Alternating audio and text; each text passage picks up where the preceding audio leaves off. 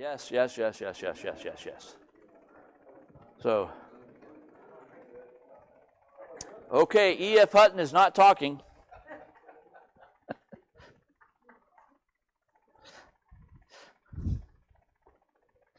Well, our afternoon class, Ann came to the afternoon class. She's on spring break, and so she stayed home for tonight because the weather frightens her. So she didn't. I'm sorry, Sandy. I said, "Oh, help me now." Okay. So she came to that. I think our afternoon class, we didn't have probably about normal, but I'm gonna guess we were right around 15. I'm not sure what we were this afternoon. James and Bertie came. That was they come irregular on the afternoon, but they were here. And Ann, I think I was about the only three that were not regular on Wednesday afternoon. So, but we're going to start Ecclesiastes, or finish Ecclesiastes today, chapter 12. And I do have a handout for Isaiah. There'll be two handouts, and I'll ask Stephen and Jim to, not yet, but in just a few moments. And so, and I'll go over those. I imagine going through the last part of Ecclesiastes 12, we'll be able to get through that relatively quick. And so, but before we do that, excuse me. As far as prayer requests are concerned, see, Kathleen asked, I wrote stuff down and put it in the basket back there, but I didn't bring it up.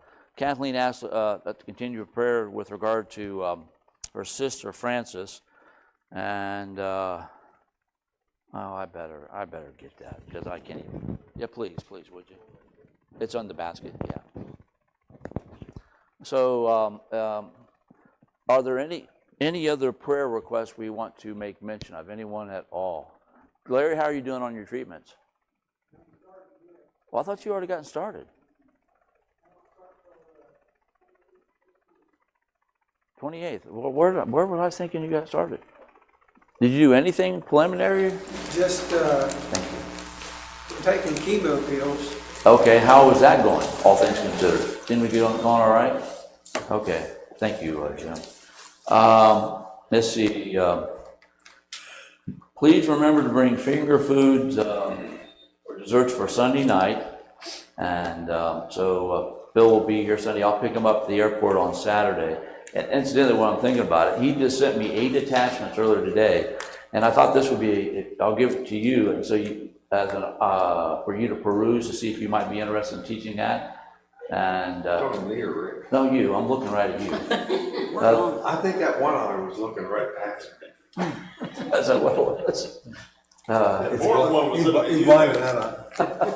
Anyway, I have to look at it, see what you think. I think it's easy. He sent it to me today. I printed it, and like you're the first one I thought of. And I thought you. I'm sorry. Rick was talking. I didn't say a word. Okay. Potter's Children's Home will be here next on this. Yes, ma'am. I'm sorry, you go ahead and finish. I just want to tell you about somebody that died. Oh, I'm sorry. Well, go ahead and tell me, Sandy. It's a friend of mine and a girl that rode my school bus, and it was my daughter's good friend, and they're the same age, and her name's Dreama Markham. Rima? Dreama. And they don't know what happened to her. I'm going to spell it phonetically. Dreama Markham? She was Dreama Wall. She married a Markham. Died unexpectedly. Just they found her dead in bed. They don't know what happened. Very old? 63. Well, the older I get, or closer I get to that, well, I'm past it now. That's how it is. Same age as my daughter. Okay, thank you. But as far as Potter's Children's Home, they'll be here on the 7th at about 2 o'clock. I can't be here to assist them, so I'm asking I got a VA appointment at 3 o'clock on that day, so I need somebody to pick up what. You're going to be gone, aren't you? No, you'll be here. 7th. Yeah. Look and see. Yeah. So 7th at 2 o'clock. I actually thought about hollering. What time?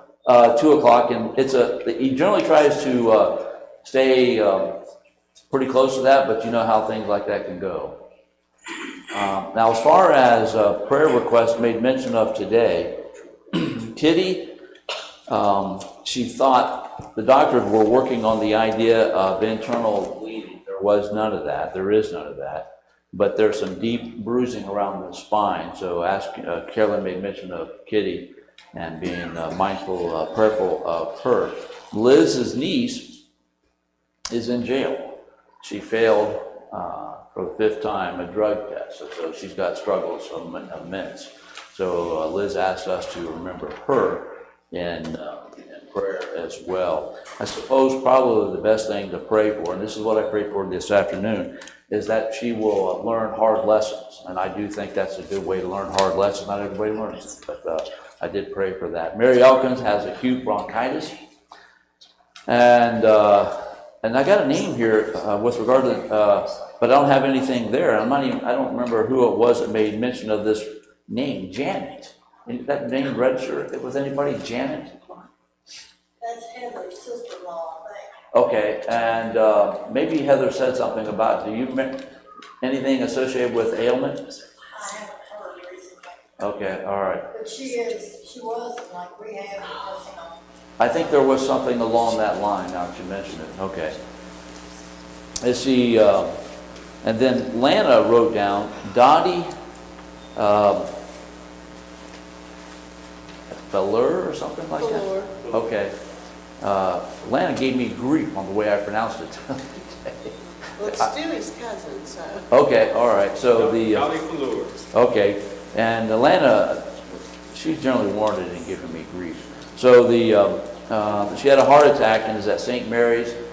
And when I asked Lana earlier, what is the not prognosis, but any update with, and no, she didn't have any. There was something behind the heart that would require some attention, but that would also require open heart. She's 83 or something like that. That'd be about right. That'd be Wayne's sister.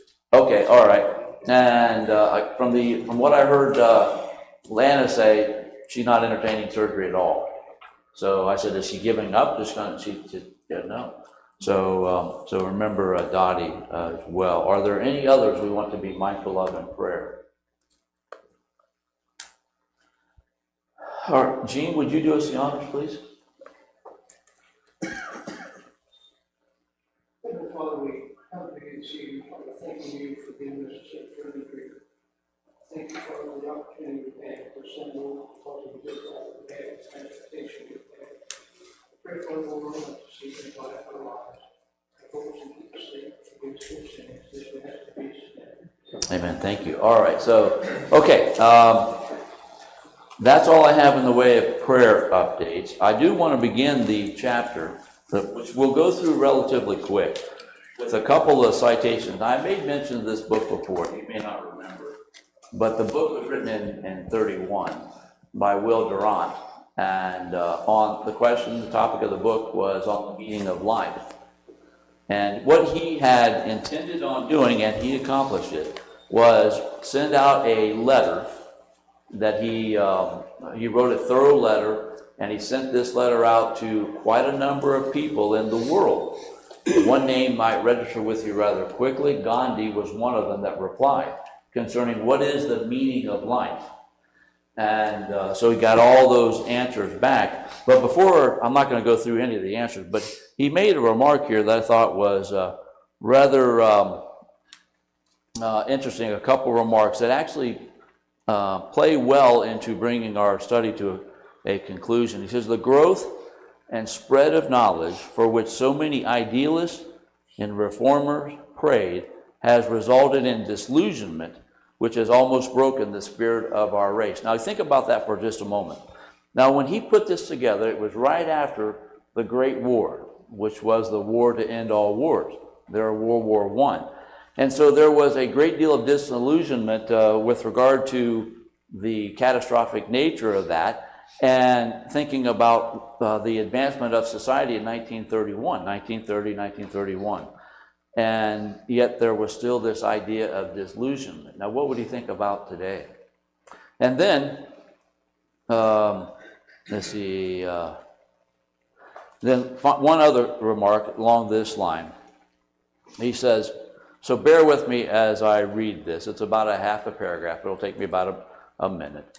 This, then, is the final triumph of thought, that it disintegrates all societies and at last destroys the thinker himself.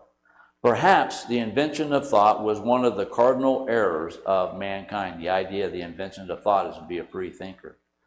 For first, the thought undermined morality by shearing it of its supernatural sanctions and sanctity, and revealing it as a social utility designed to save policemen. I'll explain that in just a moment. And morality without God is as weak as a traffic law when the policeman is on foot. And here the idea is simply this. When you take morality from its anchor, in this case it would be God, and you promote a social utility, then Judges 17:6 fits perfectly in there. There was no king in Israel, and every man did that which was right in his own eyes. And all you have to do is replace that word king with the word God. There was no God in Israel, and every man did that which was right in his own eyes. The idea of the king, the idea of God, is an anchor to the community. And I just thought that was interesting because Solomon, here in the book of Ecclesiastes, is giving attention to truth and the meaning of life. Now, we've already considered there in chapter 2 and verse 3, chapter 2 and verse 24, and interspersed throughout the remainder of the book concerning what is the meaning, what is the purpose of life. Well, here in chapter 12, you know the answer to that, but here in chapter 12 is where we are finishing our study. But before we begin reading in verse 1 of chapter 12, are there any observations you'd like to share on anything at all? Any observations or questions? Now, before we look at chapter 12 and verse 1, look at chapter 11 and verse 9. Now, as you look at the first few words of chapter 11 and verse 9, that's going to play a significant role for continuity's sake going into chapter 12 and verse 1. So it says right there in verse 9, "Rejoice, young man, during your childhood, and let your heart be pleasant during the days of young manhood." So stop right there. Now drop down here to verse 1 of chapter 12. "Remember also your Creator in your days of youth, before the evil days come and the years draw near, when you will say, I have no delight in them." So you look at verse 9 of chapter 11, you look at verse 1 of chapter 12, and Solomon is saying, enjoy your life, but be mindful you're going to be called to account one day. So I'm not sure if I need a battery in this, but I'm going to green and amber, so it's probably going to go to red before long. I don't know if I need it, except for perhaps this, or the streaming. But as you look there in verse 1, "Remember also your Creator in the days of your youth, before the evil days come and the years draw near, when you say, I have no delight in them." So look at the latter part of verse 1. And you think about what Solomon is saying with regard to a young person who has gotten to the point in life where things are not the same as they once were. But he says that person has arrived at the point of, I have no delight in them. What does that mean? What do you think that means? Yeah, Mac? Well, it could be spiritual, right? And it also can be the earthly body he's talking about. I'm sorry? Your earthly body, and you're young, Okay, you feel okay. good, you can do anything you want. And when you get old, it's not as easy. You have aches and pains. And some days you just don't have delight in, you know what I'm saying? Yeah, okay. In the day of life. But Brent, then June. Yeah, just, you don't have the same, finish what Mac get to, that you used to do when you were younger, whether good or bad, you just don't have the pleasure in it anymore. There's a lot of evolution going on in our You just lives. you Yeah. grow up, you don't have the folly of your youth. It says somewhere in there, about that you're supposed to not do the things you did when you were younger. Right. June? Pretty much what he said. I was thinking when you grow up and you just don't enjoy what you did when you were younger, your tastes change and you're on to something else. Yeah. I use it. Dewey, go ahead. Do you ever think you might be talking about the difference between ages also, meaning the childhood where, they haven't been experienced with a Creator yet? Then when we come down to verse 1, we're introduced, to the Creator and everything, and he's going, maybe I probably shouldn't have done this or that. Well, I think there's certainly some room for that. The idea, and on Solomon's case, the Creator was part of his early years as well as his older years. But coupling your thought with what has been said previously, and you can relate to this as well as anybody, as well, really all of us can. That is, what I enjoyed at 30, I may enjoy at 60, but not to the same degree. And I used the illustration earlier today with regard to how Ann and I married in '83, and the idea of a big house to us. It may not be big in some eyes. Big house to us was attractive. Well, the biggest house we owned was 2,700 square feet. And we didn't have any difficulty with it. We were able to fill it. Amazing we were able to fill it, but we were able to fill it. And now here we are, 43 years after the day we got married, or actually coming up on 43 years.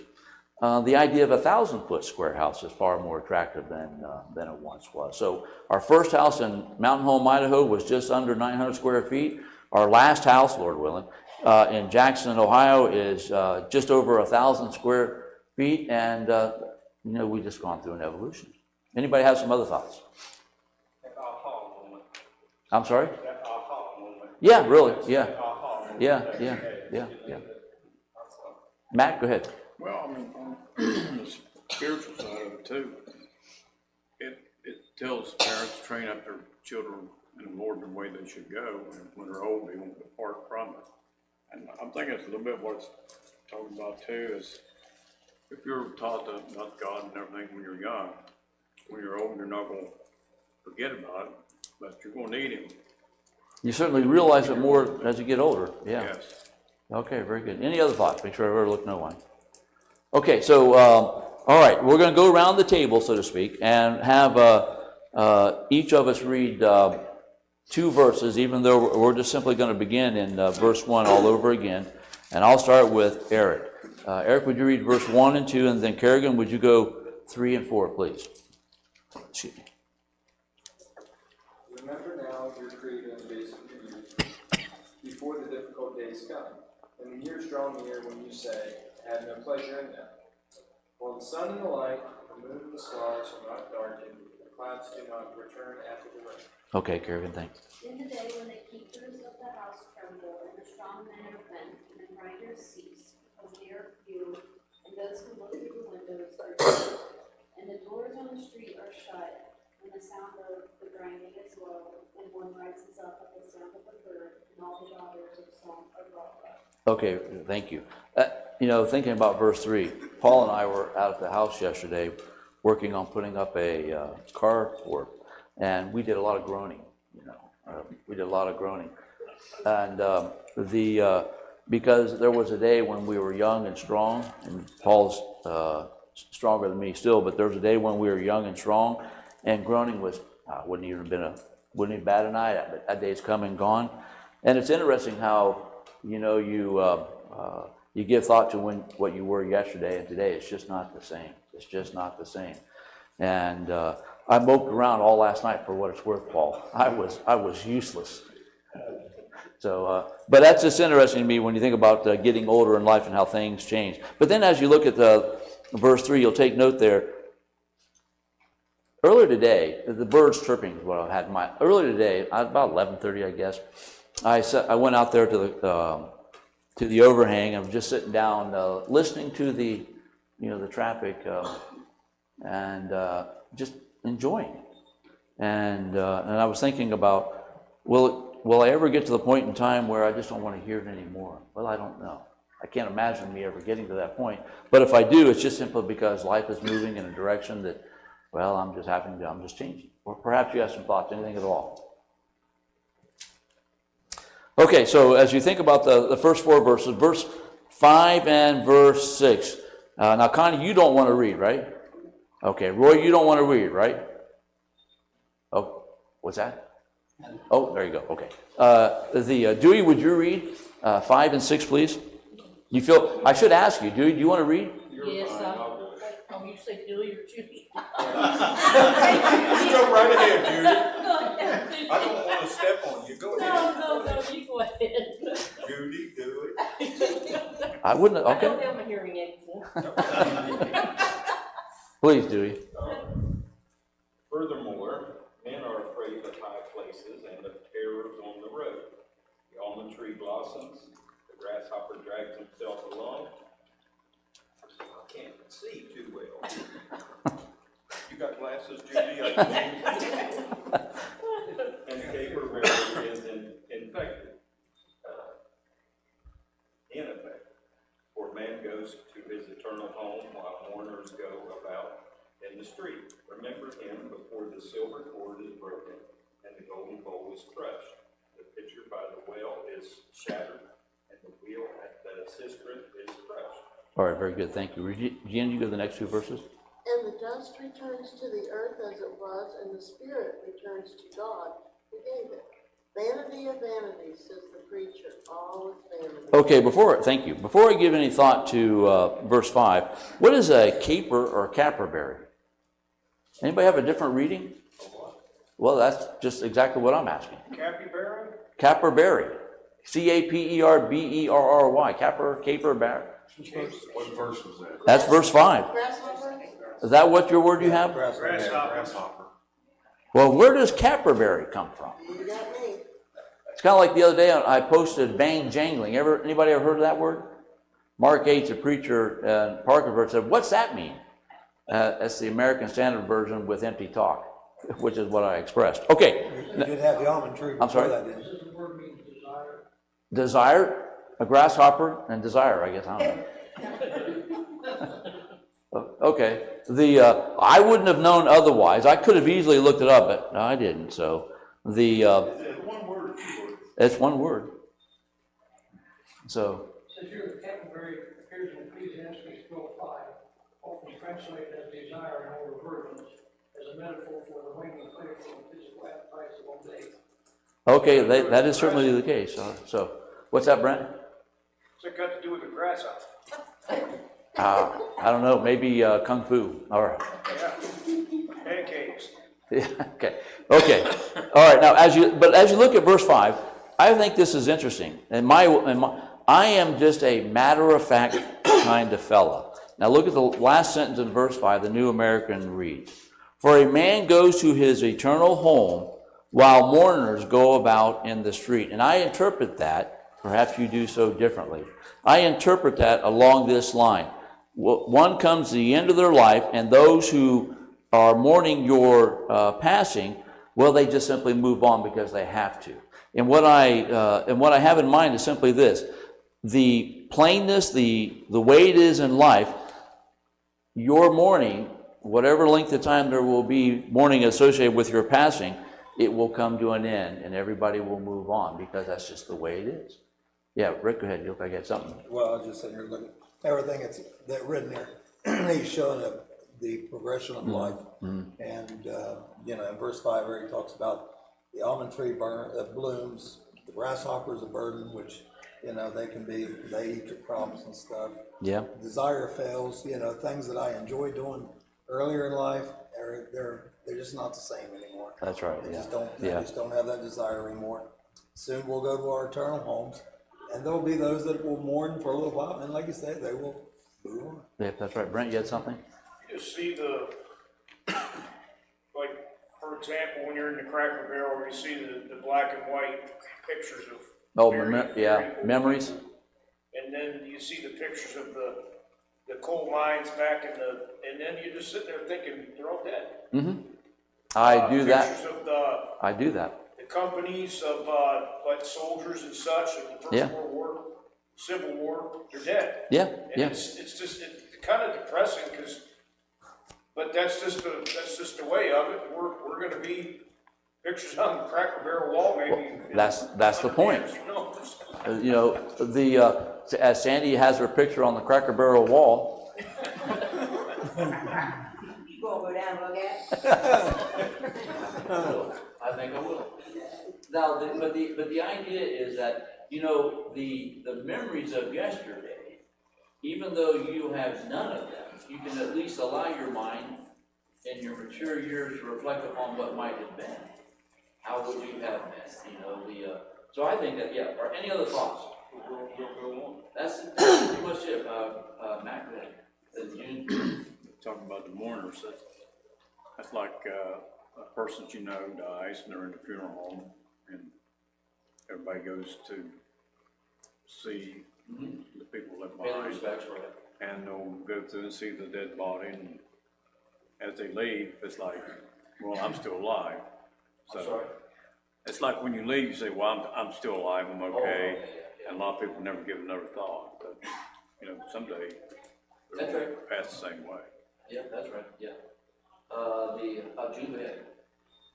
What Brent said, I was had that same kind of moment when I was, down visiting with Savannah, doing my hair and stuff.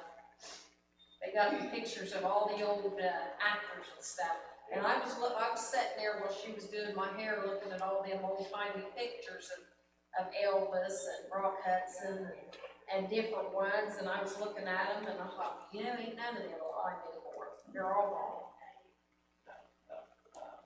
And so the idea of all that is not so much the somberness of it is, but you know that, so how are you preparing? How are you preparing? All right, any other thoughts before we continue on? Yes, sir. Yeah, Clint Eastwood's still alive. He's Yeah, he's next. still alive. It'll be a matter of time.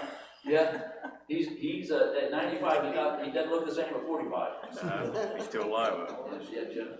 The New American Standard said that the grasshopper drags itself along. That would be me. I drag myself along.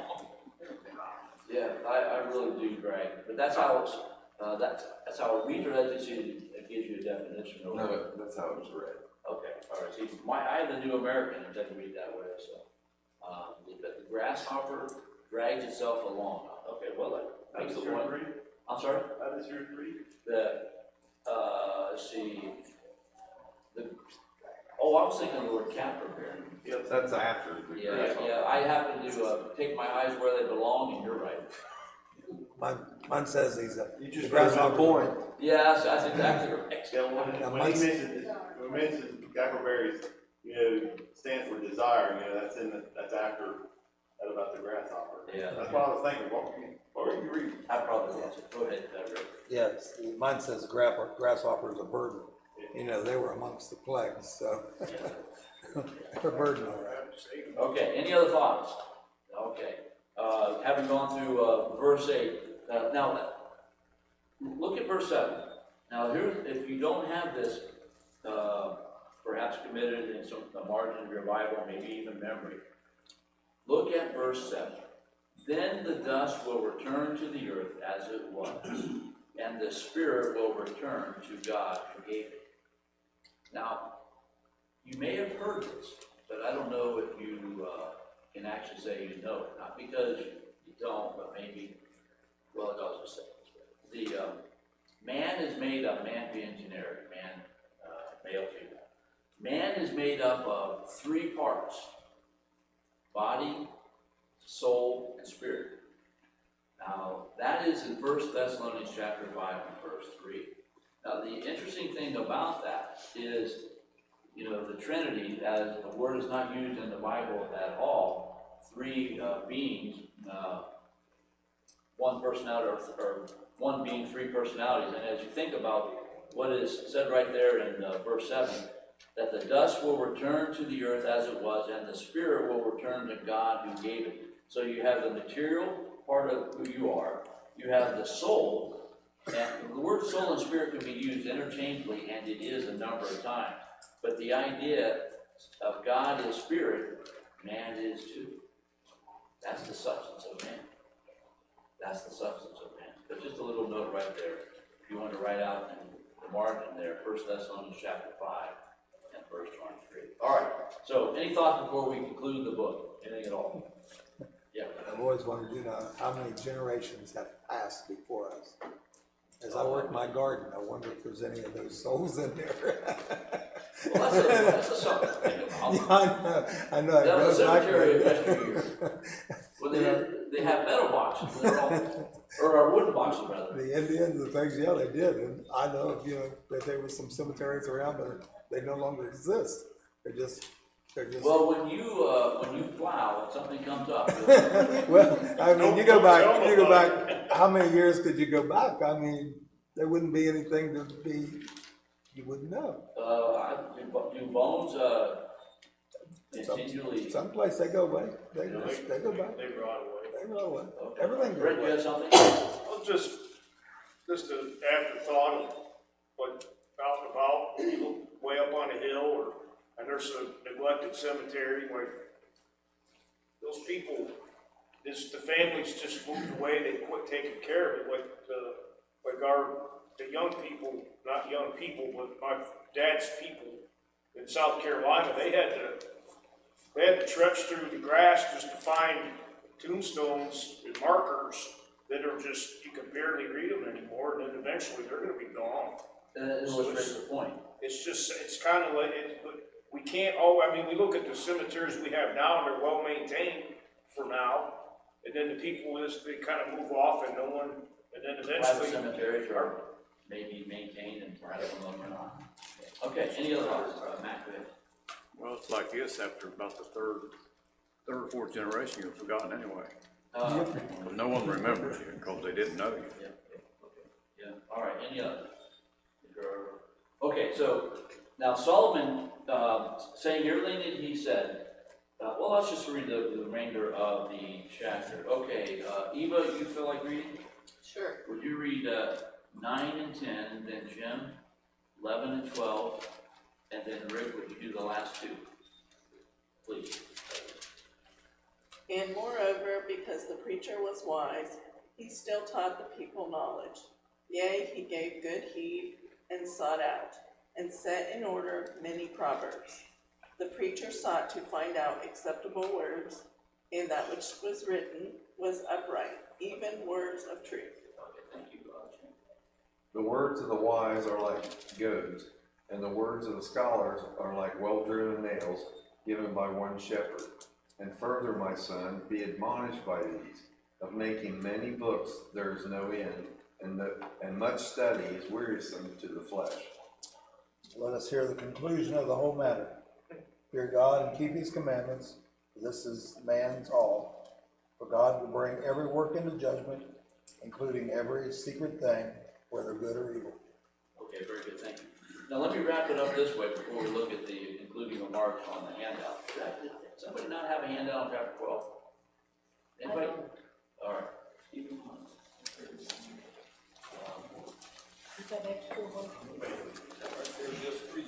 If you don't have a handout, I just got one from Julie. the, now, as you look at, as you think about Ecclesiastes, don't want to lose sight of what he was giving attention to. So somebody comes up to you and asks you this question: what is good in this world? What is the meaning of life? Now, you might be able to answer the latter question pretty easily, but when you think about the first question, what is good in this world, what would you say? Well, Solomon gave attention to that. He says the good in this world is associated with productivity. The good in this world is associated with meaning in life. And meaning in life is going to be associated with companionship and productivity, like I mentioned a moment ago. But when you think about the meaning of life, it ultimately, anybody miss it? Thank you very much. Although not 10, 12, 10, 11, 12.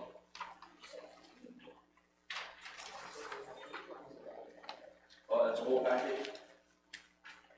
Just consider the reader being lost cause.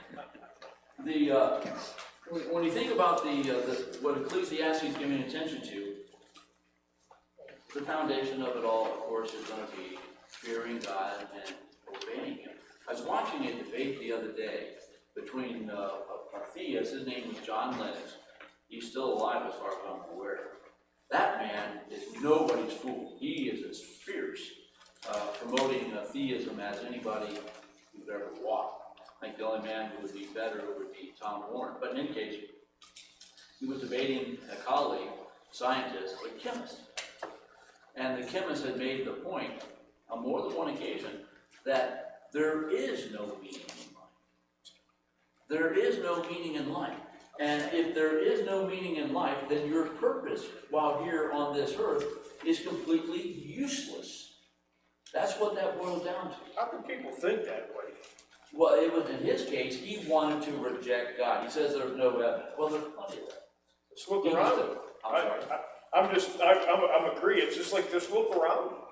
Well, How can you, what a sad existence.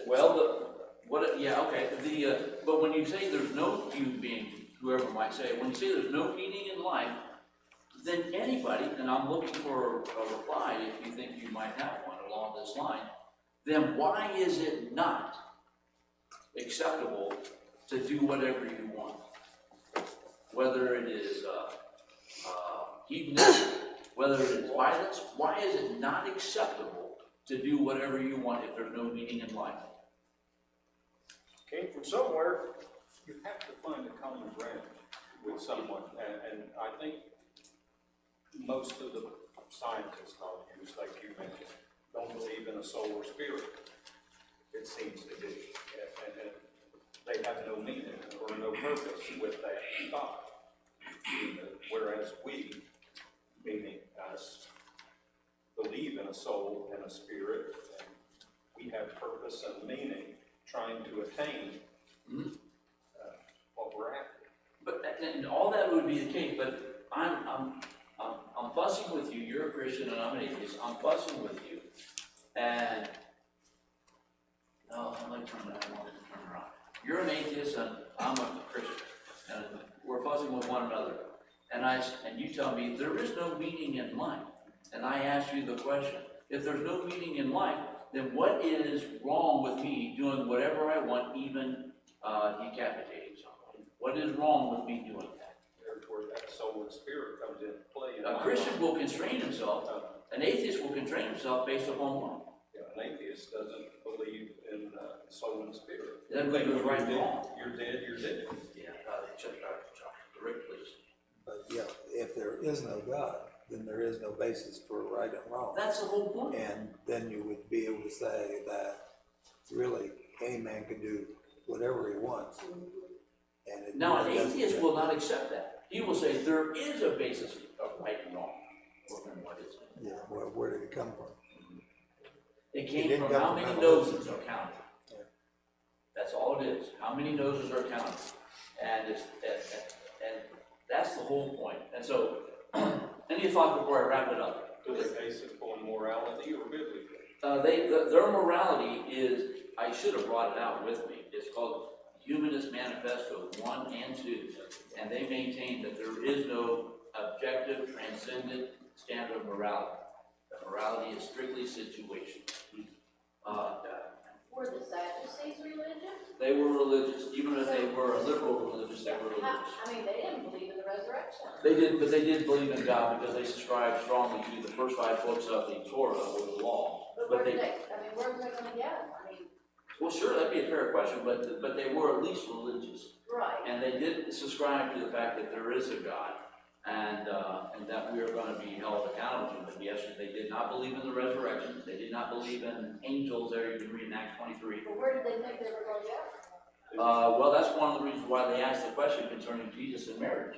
You know, there was this man who had 7 wives. Right, I mean, Who was he married? I just can't fathom being religious without cause. Sure, yeah, right. I don't know all, but I'd say the majority of every civilization, even the most backward tribe somewhere in South, they believed in something. Yeah, There they was did. Yeah. the Great Spirit, you know, with our Native Americans and the Great Spirit. Everyone worships something. Yeah. Yeah. All right. In verse 11, what does goad mean? Prod. You know, I'm goading you. I'm prodding you.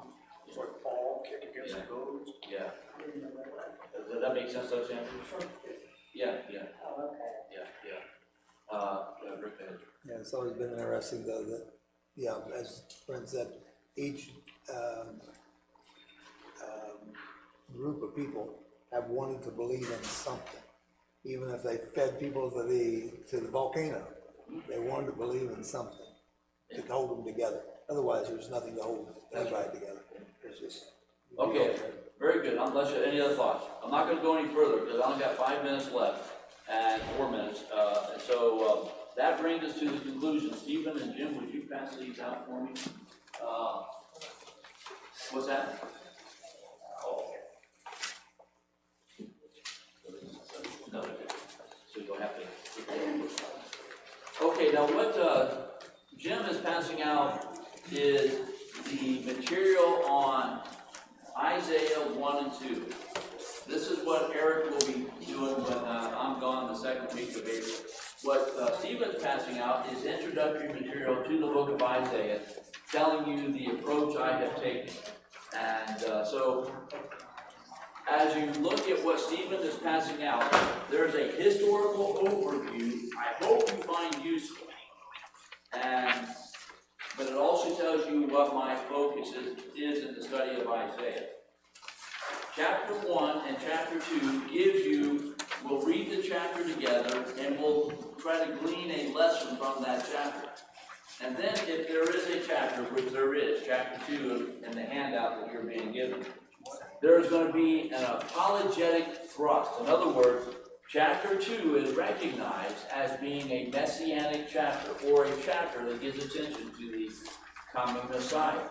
And we're going to give some detailed consideration to that. I'm doing this on purpose for this reason, so that you can be informed concerning the Messiah and the prophetic passages that give attention to it. So, first handout, the top one is an introductory to the book of Isaiah with regard to a historical overview. The second page that's being handed out is giving some attention to chapter 1 and chapter 2. Now, though there are some of you who purchase books through Diane, hopefully that handout that I'm giving you is going to be a compliment to the book that you have.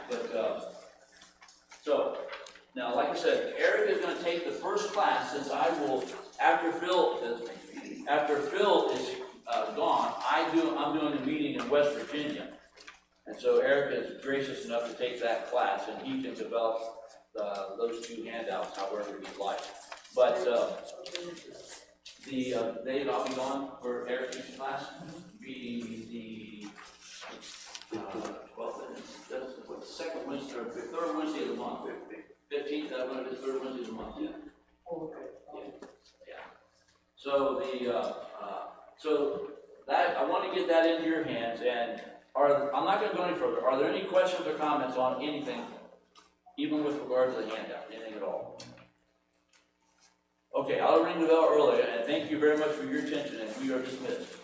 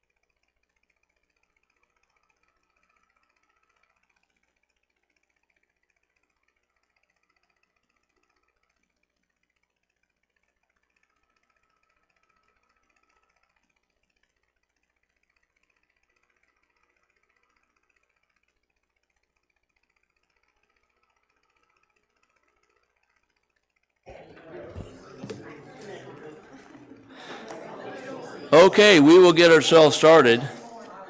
You might open up your hymn books to 760? 760, that would be the song of invitation, 760. I made a couple of 5-minute videos today, and I posted them on YouTube, and I think I shared one of them on Facebook. These are the announcements right here. And one of those videos would have been the second one.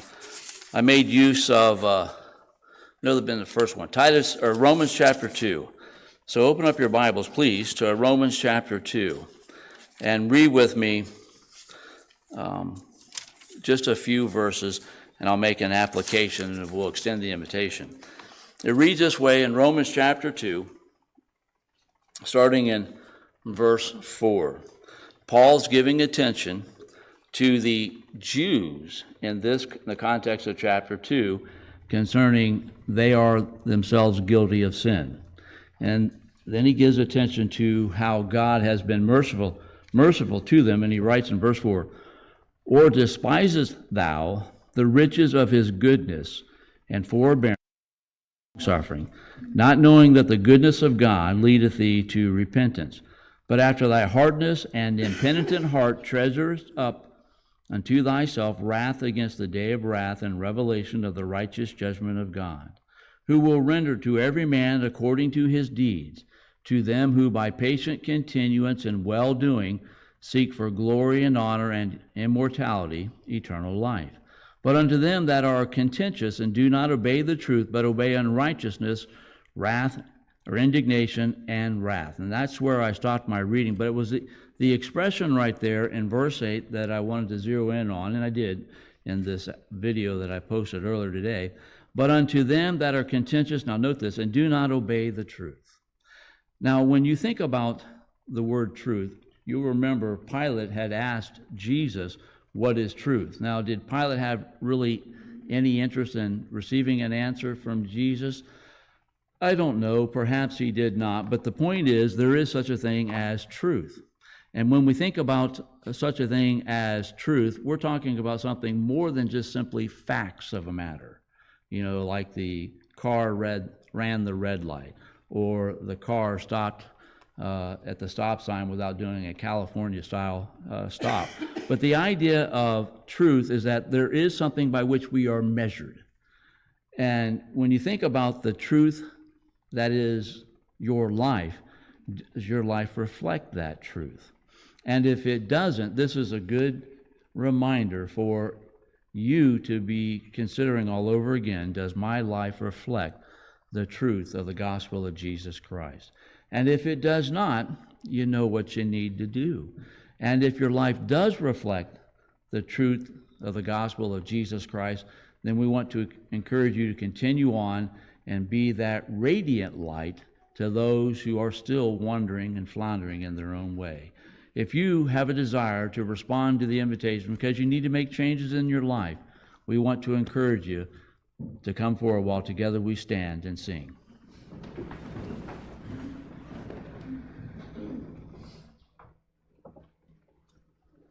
Who will follow Jesus, standing for the light, holding up his banner in the thickest sky, listening for his orders, ready to obey? Who will follow Jesus, serving him today? Who will follow Jesus? Who will make reply? I am on the Lord's side, Master, here am I. Who will follow Jesus? Who will make reply? I am on the Lord's side, Master, here am I. Who will follow Jesus in life's busy ways, working for the Master, giving him the praise, earnest in his vineyard, honoring his halls, faithful to his counsel,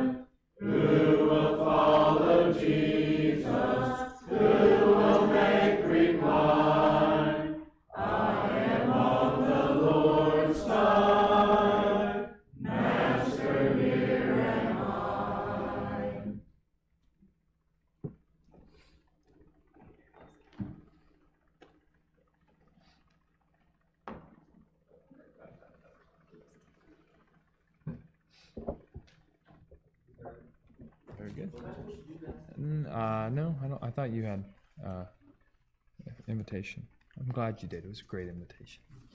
I can do this. Announcements that we have to make. So, gospel meeting coming up Sunday, running through Wednesday. So, everyone be ready. Tell your friends. Tell everyone out there. Getting a chance to be here is always a blessing.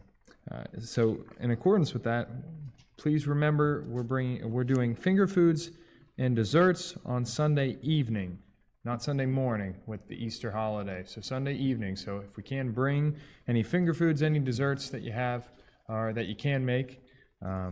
So we are fully stocked and ready for that meeting.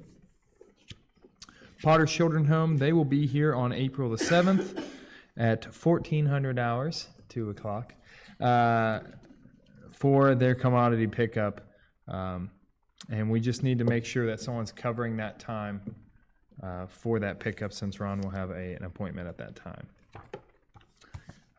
We have a few different ones to announce. Is Dottie Fuller. She had a heart attack. She's at St. Mary's currently. So pray for her. That's Wayne's sister. Dreama Markham was announced that she passed away unexpectedly. So prayers for that family as they try to deal with that grief and that loss. Mary Elkins, she has acute bronchitis on top of everything else that she's waiting on procedure-wise. So pray for her that she kicks this bronchitis and can get moving in the right direction for everything that she has going on. Liz's niece, she had failed her drug test, just a lot of heartache with that.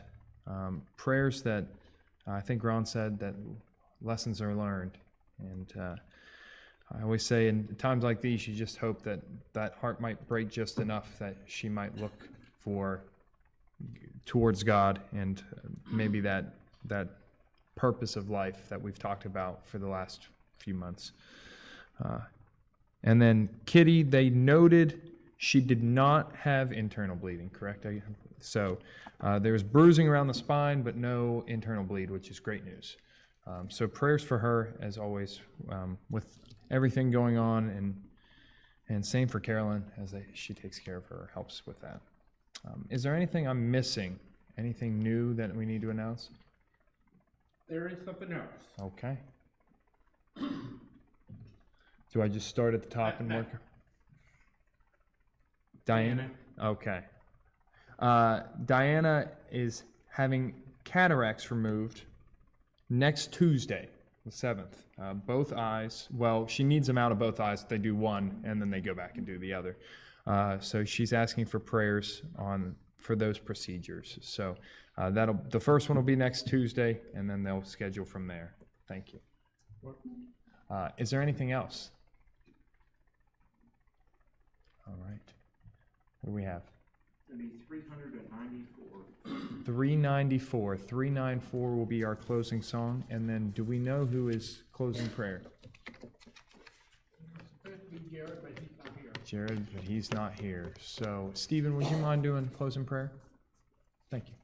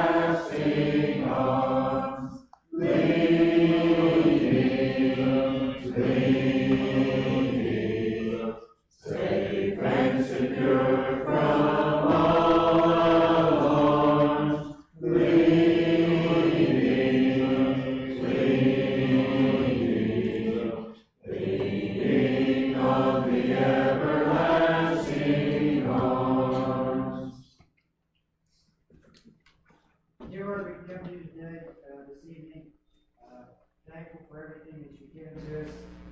Thankful for the time that we've had to study the book of Ecclesiastes and the lessons that we've learned over the weeks. And pray that you be with us now as we depart, and that everyone have safe travels with the weather, and that everyone be able to make it back on Sunday. Pray that be with those that were not here this evening, whether it be sickness, traveling, just whatever the case may be, that they'll be able to join us again the next points on, and that your comforting and healing hands will be with those that need it. In your name we pray.